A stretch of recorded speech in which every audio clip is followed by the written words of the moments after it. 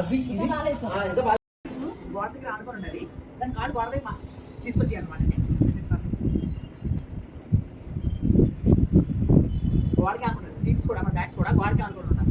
అంటే గోడ కాలు పెట్టేది. ఫస్ట్ పెట్టిన తర్వాత కాళ్ళతో వెడి చేయి.